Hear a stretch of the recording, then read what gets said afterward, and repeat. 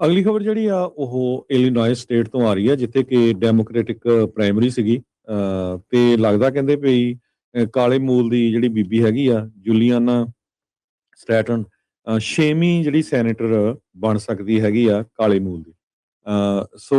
ਬੜੀ ਫਾਸਮੀ ਟੱਕਰ ਸੀ।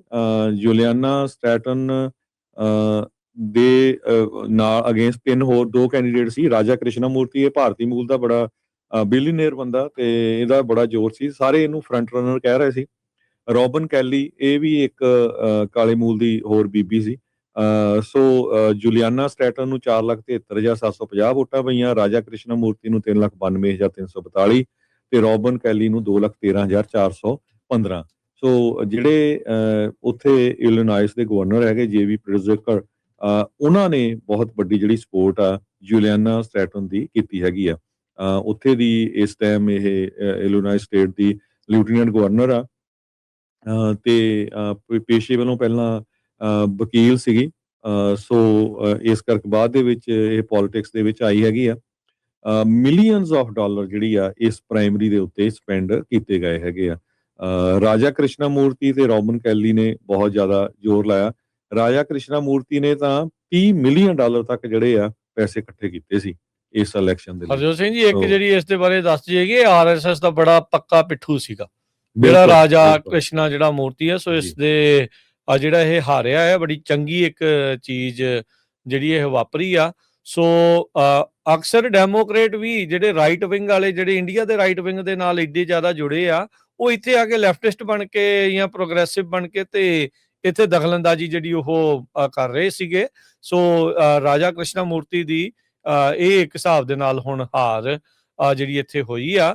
ਗੱਲਾਂ ਇਹ ਹਿੰਸਾ ਦੀਆਂ ਕਰਦੇ ਆ ਤੇ ਸਪੋਰਟ ਕਰਦੇ ਆਰਐਸਐਸ ਦੀ, ਜਿਸ ਦੇ ਬਾਬਤ ਹੁਣੇ ਹੀ ਜਿਹੜੀ ਇੱਥੇ ਰਿਲੀਜੀਅਸ ਫਰੀडम ਵਾਲੀ ਜਿਹੜੀ ਕਮਿਸ਼ਨ ਆ, ਉਹਨਾਂ ਨੇ ਕਿਹਾ ਸੀ ਵੀ ਉਹਨੂੰ ਸੈਂਕਸ਼ਨ ਜਿਹੜੀਆਂ ਉਹ ਲਾਉਣੀਆਂ ਚਾਹੀਦੀਆਂ ਆ। ਇਲੀਨੋਇਸ ਦੇ ਵਿੱਚੋਂ ਇਹ ਇੱਕ ਜਿਹੜੀ ਨਿਊਜ਼ ਆ ਉਹ ਇਸ ਟਾਈਮ ਸਾਹਮਣੇ ਆ ਰਹੀ ਹੈਗੀ ਆ। ਜੀ ਹਰਜੋਤ ਸਿੰਘ ਜੀ, ਕੰਟੀਨਿਊ। ਅਗਲੀ ਖਬਰ ਜਿਹੜੀ ਆ ਉਹ ਇਲੀਨੋਇਸ ਸਟੇਟ ਤੋਂ ਆ ਰਹੀ ਹੈ, ਜਿੱਥੇ ਕਿ ਡੈਮੋਕ੍ਰੈਟਿਕ ਪ੍ਰਾਇਮਰੀ ਸੀਗੀ। ਤੇ ਲੱਗਦਾ ਕਹਿੰਦੇ ਵੀ ਕਾਲੇ ਮੂਲ ਦੀ ਜਿਹੜੀ ਬੀਬੀ ਹੈਗੀ ਆ ਜੂਲੀਆਨਾ ਸਟੈਟਨ, ਛੇਵੀਂ ਜਿਹੜੀ ਸੈਨੇਟਰ ਬਣ ਸਕਦੀ ਹੈਗੀ ਆ ਕਾਲੇ ਮੂਲ ਦੀ।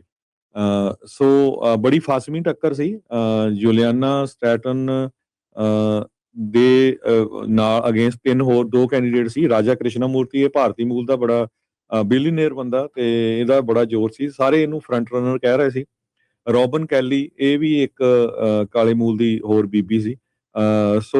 ਜੂਲੀਆਨਾ ਸਟੈਟਨ ਨੂੰ 4,73,750 ਵੋਟਾਂ ਪਈਆਂ, ਰਾਜਾ ਕ੍ਰਿਸ਼ਨਾ ਮੂਰਤੀ ਨੂੰ 3,92,342 ਤੇ ਰੋਬਨ ਕੈਲੀ ਨੂੰ 2,13,415। ਜਿਹੜੇ ਉੱਥੇ ਇਲੀਨੋਇਸ ਦੇ ਗਵਰਨਰ ਹੈਗੇ ਜੇਵੀ ਪ੍ਰਿਜ਼ਕਰ, ਉਹਨਾਂ ਨੇ ਬਹੁਤ ਵੱਡੀ ਜਿਹੜੀ ਸਪੋਰਟ ਆ ਜੂਲੀਆਨਾ ਸਟੈਟਨ ਦੀ ਕੀਤੀ ਹੈਗੀ ਆ। ਉੱਥੇ ਦੀ ਇਸ ਟਾਈਮ ਇਹ ਇਲੀਨੋਇਸ ਸਟੇਟ ਦੀ ਲੈਫਟੀਨੈਂਟ ਗਵਰਨਰ ਆ, ਤੇ ਪੇਸ਼ੇ ਵੱਲੋਂ ਪਹਿਲਾਂ ਵਕੀਲ ਸੀਗੀ। ਇਸ ਕਰਕੇ ਬਾਅਦ ਦੇ ਵਿੱਚ ਇਹ ਪੋਲਿਟਿਕਸ ਦੇ ਵਿੱਚ ਆਈ ਹੈਗੀ ਆ। ਮਿਲੀਅਨਸ ਆਫ ਡਾਲਰ ਜਿਹੜੀ ਆ ਇਸ ਪ੍ਰਾਇਮਰੀ ਦੇ ਉੱਤੇ ਸਪੈਂਡ ਕੀਤੇ ਗਏ ਹੈਗੇ ਆ। ਰਾਜਾ ਕ੍ਰਿਸ਼ਨਾ ਮੂਰਤੀ ਤੇ ਰੋਬਨ ਕੈਲੀ ਨੇ ਬਹੁਤ ਜ਼ਿਆਦਾ ਜ਼ੋਰ ਲਾਇਆ। ਰਾਜਾ ਕ੍ਰਿਸ਼ਨਾ ਮੂਰਤੀ ਨੇ ਤਾਂ $30 ਮਿਲੀਅਨ ਤੱਕ ਜਿਹੜੇ ਆ ਪੈਸੇ ਇਕੱਠੇ ਕੀਤੇ ਸੀ ਇਸ ਇਲੈਕਸ਼ਨ ਦੇ ਲਈ। ਹਰਜੋਤ ਸਿੰਘ ਜੀ, ਇੱਕ ਜਿਹੜੀ ਇਸ ਦੇ ਬਾਰੇ ਦੱਸ ਜਾਈਏ, ਆਰਐਸਐਸ ਦਾ ਬੜਾ ਪੱਕਾ ਪਿੱਠੂ ਸੀਗਾ ਜਿਹੜਾ ਰਾਜਾ ਕ੍ਰਿਸ਼ਨਾ ਜਿਹੜਾ ਮੂਰਤੀ ਹੈ। ਇਸ ਦੇ ਜਿਹੜਾ ਇਹ ਹਾਰਿਆ ਹੈ, ਬੜੀ ਚੰਗੀ ਇੱਕ ਚੀਜ਼ ਜਿਹੜੀ ਇਹ ਵਾਪਰੀ ਆ। ਅਕਸਰ ਡੈਮੋਕ੍ਰੇਟ ਵੀ ਜਿਹੜੇ ਰਾਈਟ ਵਿੰਗ ਵਾਲੇ, ਜਿਹੜੇ ਇੰਡੀਆ ਦੇ ਰਾਈਟ ਵਿੰਗ ਦੇ ਨਾਲ ਏਡੇ ਜ਼ਿਆਦਾ ਜੁੜੇ ਆ, ਉਹ ਇੱਥੇ ਆ ਕੇ ਲੈਫਟਿਸਟ ਬਣ ਕੇ ਜਾਂ ਪ੍ਰੋਗਰੈਸਿਵ ਬਣ ਕੇ ਤੇ ਇੱਥੇ ਦਖਲਅੰਦਾਜ਼ੀ ਜਿਹੜੀ ਉਹ ਕਰ ਰਹੇ ਸੀਗੇ। ਰਾਜਾ ਕ੍ਰਿਸ਼ਨਾ ਮੂਰਤੀ ਦੀ ਇਹ ਇੱਕ ਹਿਸਾਬ ਦੇ ਨਾਲ ਹੁਣ ਹਾਰ ਜਿਹੜੀ ਇੱਥੇ ਹੋਈ ਆ। ਗੱਲਾਂ ਇਹ ਹਿੰਸਾ ਦੀਆਂ ਕਰਦੇ ਆ ਤੇ ਸਪੋਰਟ ਕਰਦੇ ਆਰਐਸਐਸ ਦੀ, ਜਿਸ ਦੇ ਬਾਬਤ ਹੁਣੇ ਹੀ ਜਿਹੜੀ ਇੱਥੇ ਰਿਲੀਜੀਅਸ ਫਰੀडम ਵਾਲੀ ਜਿਹੜੀ ਕਮਿਸ਼ਨ ਆ, ਉਹਨਾਂ ਨੇ ਕਿਹਾ ਸੀ ਵੀ ਉਹਨੂੰ ਸੈਂਕਸ਼ਨ ਜਿਹੜੀਆਂ ਉਹ ਲਾਉਣੀਆਂ ਚਾਹੀਦੀਆਂ ਆ। ਇਲੀਨੋਇਸ ਦੇ ਵਿੱਚੋਂ ਇਹ ਇੱਕ ਜਿਹੜੀ ਨਿਊਜ਼ ਆ ਉਹ ਇਸ ਟਾਈਮ ਸਾਹਮਣੇ ਆ ਰਹੀ ਹੈਗੀ ਆ। ਜੀ ਹਰਜੋਤ ਸਿੰਘ ਜੀ, ਕੰਟੀਨਿਊ।